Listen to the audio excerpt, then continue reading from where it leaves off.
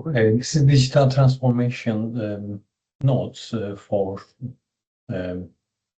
for myself and for who is interested in to build this kind of lecture notes. And Dr. Hakan Satiroğlu, I prepared these slides for the digital transformation and performance measurement, the wider ecosystem we are going to talk about today. And first slide is if someone asks this session is if you think what is this about this session, if someone asks you to prove that digital transformation delivered value, what would you measure and what would that measurement miss? So this is the I think opening slide, and a transformation can look successful on a dashboard. So this is like, could be a kind of like hallucination. But there are still some hidden problems somewhere else, or deliver value for one group while making things worse for another. So the real theme this week is not just measurement, but measurement with judgment. This session question is right, especially strong because it adds a second layer. Not only what would you measure, but also you would measure miss. What would that the measurement miss? So yeah, all of them, there's some extra item about on the top of the measurement I included here. So I have again a 3-step because I don't want to make more than this. 3 moves. What balance measurement? We have a really famous Kaplan and Norton balance scorecard, and gives 4 perspectives: financial, customers, internal, process, learning, growth.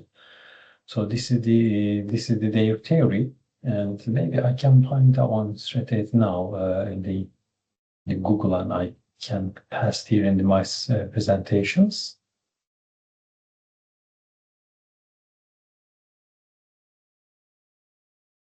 Scorecard.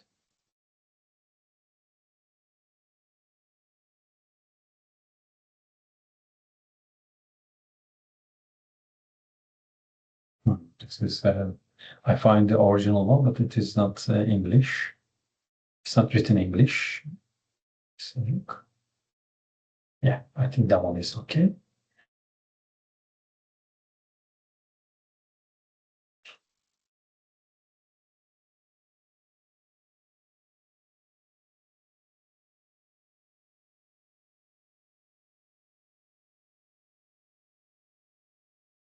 And the thing is, in science, what we do is we made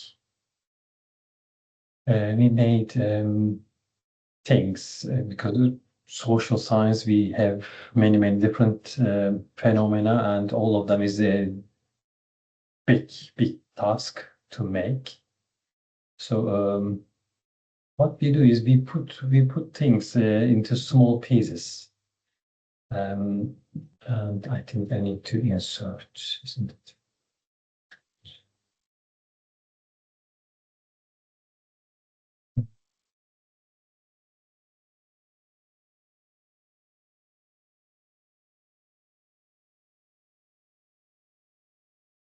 Yeah. This balance scorecard is divided task into the financial targets, internal business process, learning, growth, and customer. So this is one of the option actually. If you Google Tesco, what they do, it's more comprehensive than this one. But the thing is, you can adjust your scorecard model according to your convenience, according to your business needs, and this is not you don't need to stick with only one of them, one of the scorecard like this. You can make your own card. Okay, so this is my thing. And that scorecard is in academic paper, and it is about 4 perspectives: financial, customer, internal process, learning, and growth. So the ecosystem is the second part in our slide today context. Is the second one like taking us a little bit widen the lens, like larger lens or bigger perspective. Further, by saying outcomes are shaped by ecosystem, not just by happens inside a firm. A business can improve internally and still get weak result if platform fee rise, regulations shift, competitors move faster, maybe, or partners fail to support the change. So this is the second part. And the third move is really the closing idea of all model, complementary.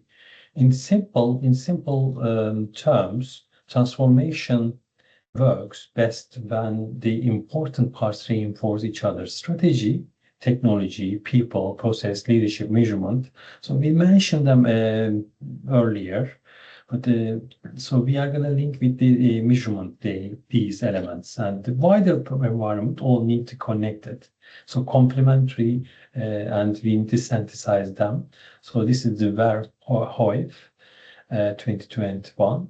Transformation works when strategy, technology, people, process reinforce each other.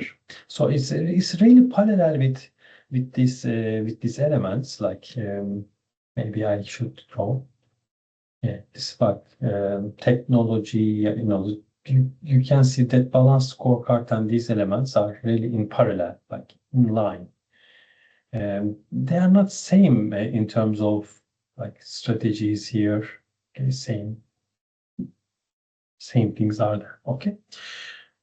Yeah, I think we have three moves. Okay, in this slides, and third slide is why financial metrics. Maybe starting with the first movement, financial metrics alone consistently fail transformation. It seems like I just carry on with fail stuff, fail in the digital transformation, fail of the financial metrics. I think I take other way around to see. For the balance scorecard, financial elements are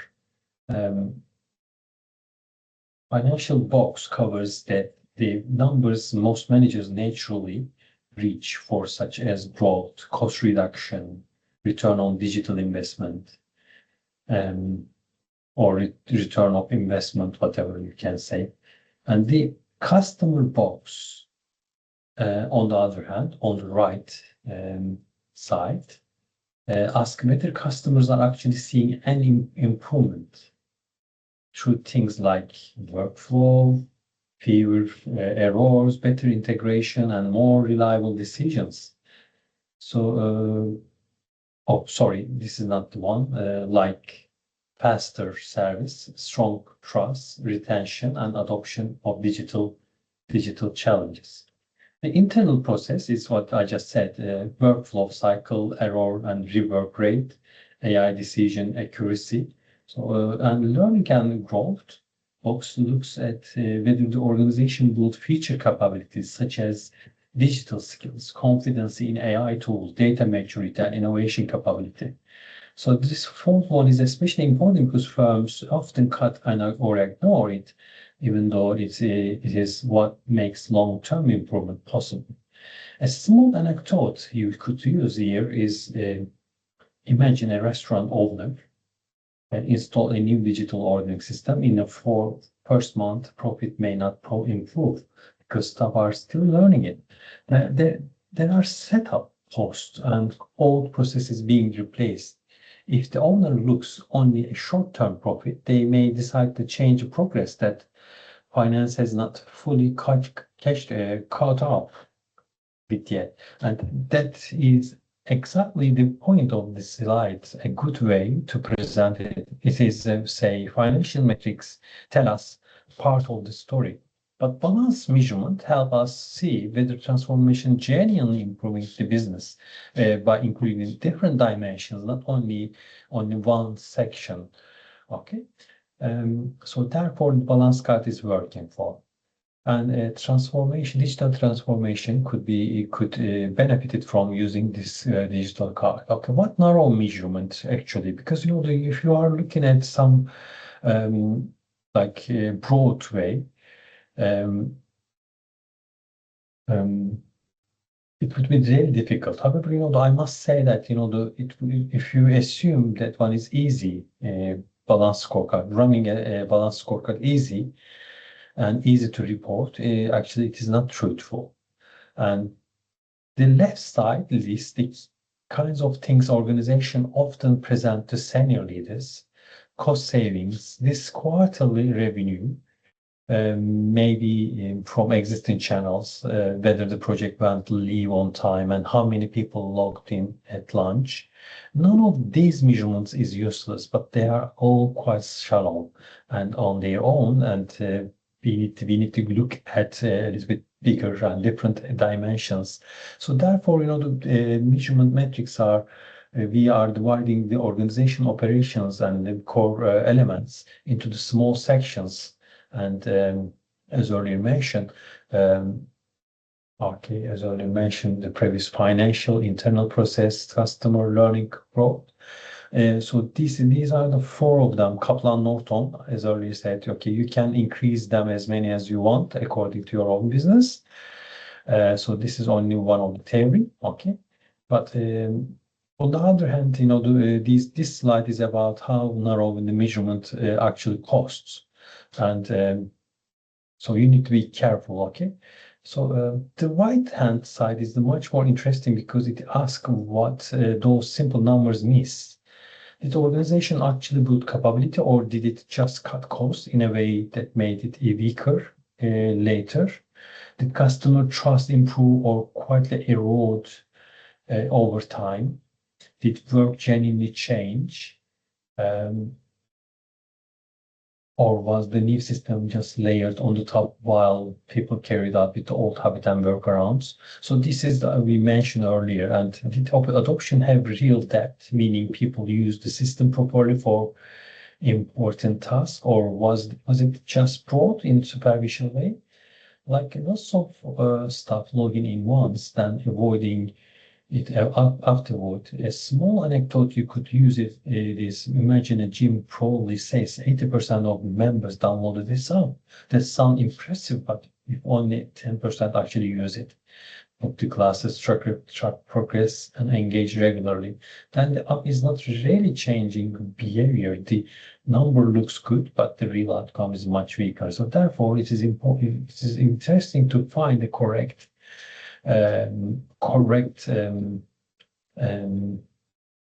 number or metrics to measure. Okay, so the core message here on this slide is the narrow measurement can create false confidence. It encourages firms to declare such like success too early because the dashboard looks positive, even while deeper problems are still sitting underneath. That is why the question at the bottom is so good. If a board asks, if the board management ask whether transformation worked, which of these measures would give the most accurate answer, and which would be easiest to gain? A useful way to present this is to say that the easiest metrics are often the least honest.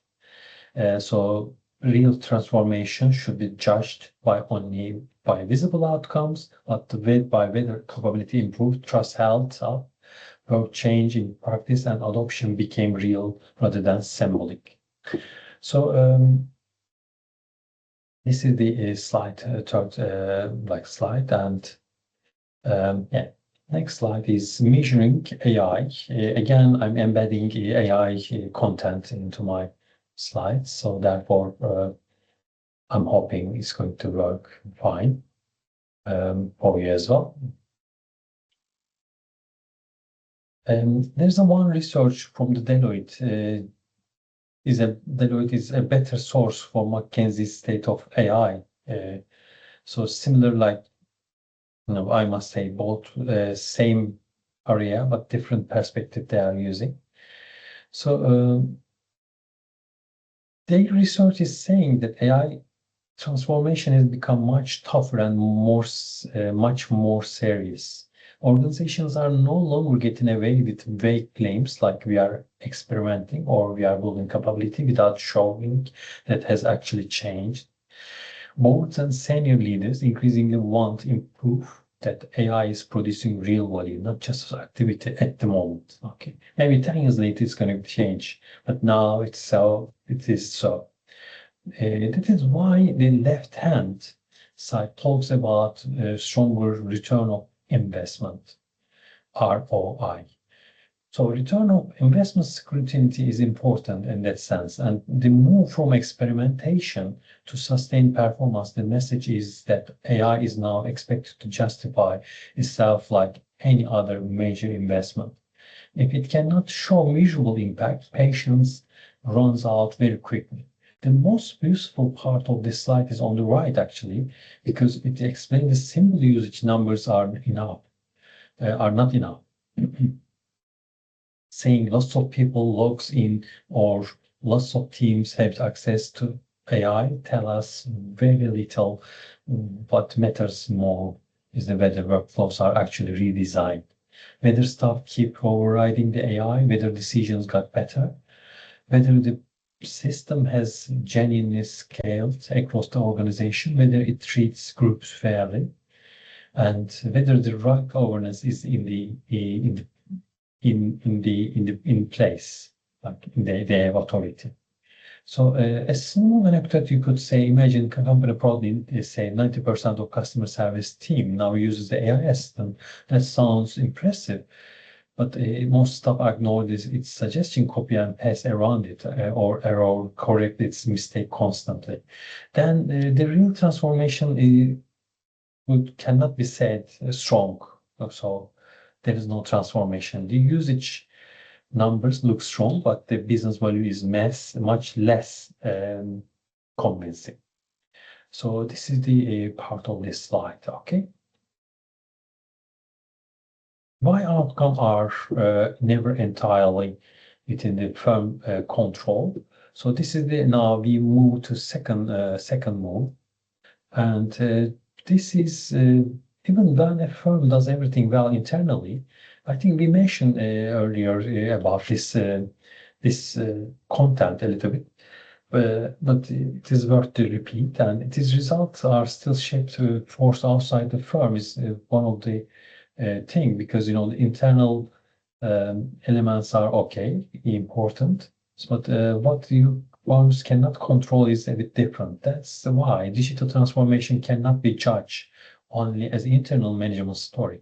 A company may improve its system, train staff, redesign process, and still end up with weaker value than expected because platform will take a large share. Regulators at compliance costs. Competitors move the benchmark or infrastructure limits what is possible. So the basic message here is that outcomes are produced, the firm creates part of result, but the wider ecosystem helps shape the final picture.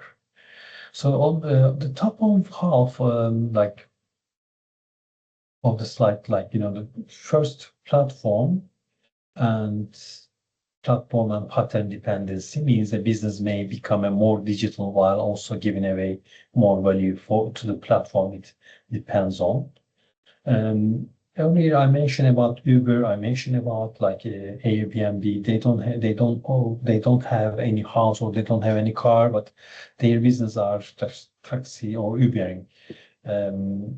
Actually, they changed the term of taxi with Ubering in our society. Yeah. Anyway, a simple way to explain here is the platform and partner dependency with the food delivery, like restaurants. A restaurant may look more successful because online orders are like in the rise. But if a large percentage of those orders come from a platform taking a big commission, like Uber, Just Eat, then the restaurant is not keeping up all the value it seems to be creating. Like that, this is one of the challenges restaurants are dealing at the moment. I don't know how they face, but the second one is the regulatory environment. We mentioned about like AI, EU AI Act compliance. I don't want to repeat that one, and I just want to go to next one. Competitive benchmark setting means performance is relative, not absolute. So yeah, we mentioned about this one is like a VRIO scheme. Doing the same thing as before may no longer be enough if the market standard has risen, like growing. Or maybe I can say do the same things your competitors doing no longer enough. So same, okay, the same. So you need to always carry on looking up the new things to look at. A small anecdote here is next day delivery years ago. It felt excellent. Now in many sectors it feels ordinary because major players change expectations for everyone. And finally, infrastructure, I can say, and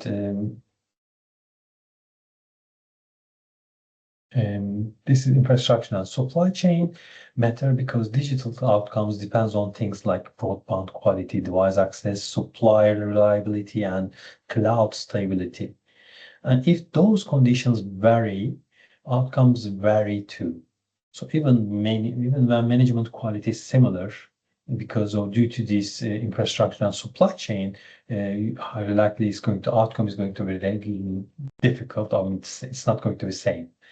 And yeah, I think we can jump the next slide. One of the case study I made here because I try to keep it in standard. So therefore, I push myself to add here the case study after each theory. So did the restaurant group that transformed digitally and still lost margin? Um, this is the 18% of the platform commission figure is realistic, and for mid-sized restaurant group working across multiple platforms, this is documented in this industry survey. Deliveroo's commission is 25-35% for individual order at scale. Negotiated terms, 18% of total revenue is plausible blended figure. So this slide is, for the case study is about this kind of percentage, and the three failures on the right make that clearer. The first is revenue without margin. More orders are not enough if each order is becoming less profitable. The second is activity without ownership. The restaurant created digital activity, but it didn't own the customer data and relationship in a meaningful way. That means it invested in growth while someone else kept the strategic control. The third is growth without resilience. If the platform changes its commission rate, search ranking, algorithm, the restaurant has very little power. A small anecdote you could use is this. Imagine a market trader moves from selling direct to customer at a stall to selling through a huge online market. Sales might rise quickly because the marketplace brings traffic. But if the marketplace controls visibility, fees, and customer information, the trader may actually become more dependent and more fragile, even while revenue goes up. So the key message here is that in this slide, the digital growth is capability building growth, and not all digital growth is capability building growth. Sometimes it's dependency building growth, but it is some loose points as well we can have. Okay, so next slide is going to be again move 3. This is like complementary module central idea explanation, and we are as a complementary way. It explains why single factor explanation of transformation success or failure are almost always wrong.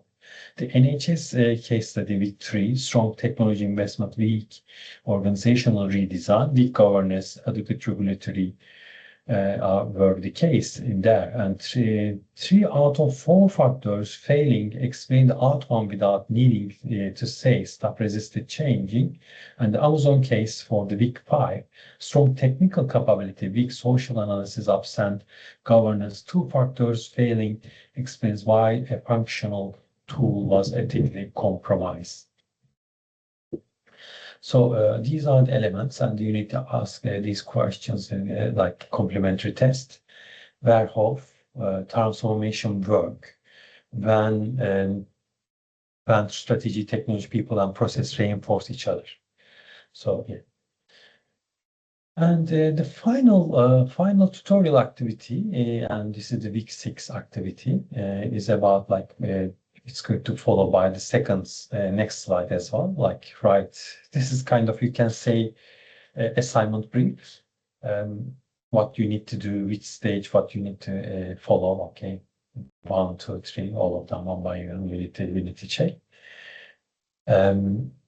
So the first slide, this one.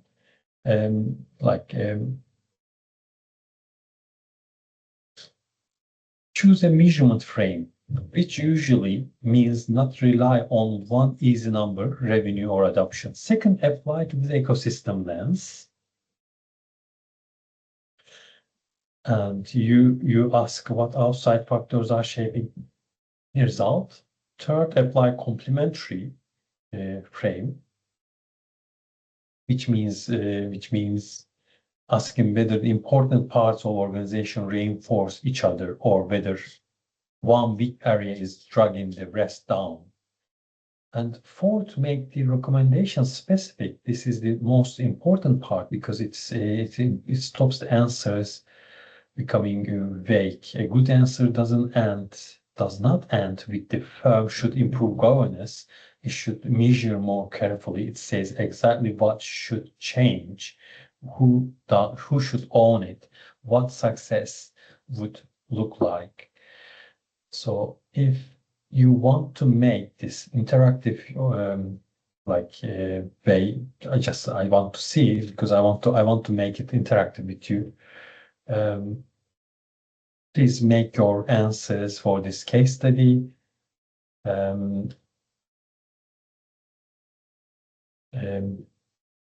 Copy paste in the chat thread, and maybe you can share with me the link, your document, so I can open, I can read, I can learn from you, and we can share, our knowledge together, and we can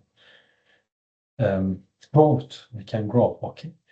So next slide is about this is the brief how you are gonna use, what language you are gonna use. Okay.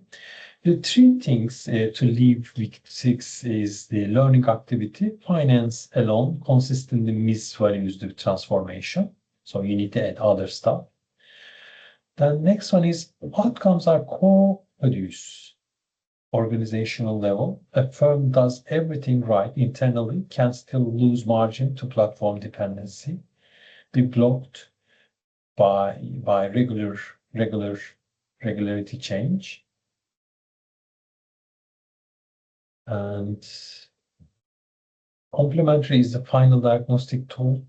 When transformation underperforms, the answer is usually one big factor undermining the others. So score, strategy, technology, people, process.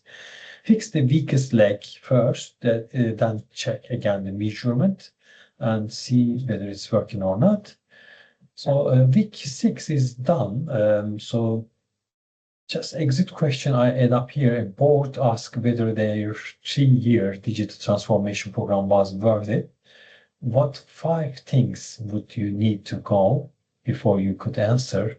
But answer could span all 6 weeks: definition, business model change, adoption condition, capabilities building, and ethic and governance and ecosystem position.